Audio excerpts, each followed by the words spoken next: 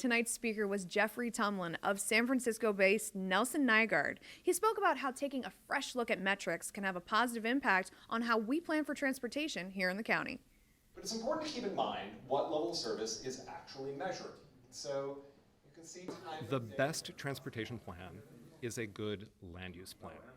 Transportation and land use are the same thing, and unless they're planned together and pointed towards the same vision and the same goals, you're going to end up with a lot of conflict. A lot of the thinking is starting to shift away from this kind of endless cycle of road widening, which begets more cars, which begets more road widening, which begets more cars, and starting to think about transportation demand management. How do you get, a share of people, just enough to use other modes of transportation so that you've got enough space for drivers and you got enough space for everybody else. You got to break the cycle, and that's what what's called transportation demand management is all about.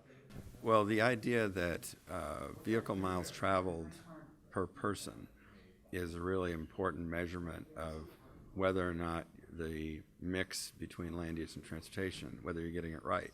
I think that's a key idea, and that it's not just as simple as how many trips are made, but how long are the trips, where are the trips, what time of the day do they happen, and to give people alternatives to driving great distances to go about their business. I'm personally, pro balanced transportation, and which actually, I'm not only my mission is not only to move vehicles, it's to move people, and it can be done by walking, biking, or transit.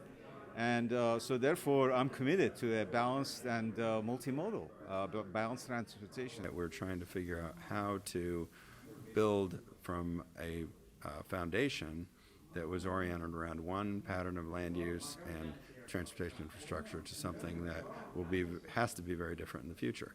And that's the major challenge in transportation and land use planning, how to prepare the suburbs for the next 50 years.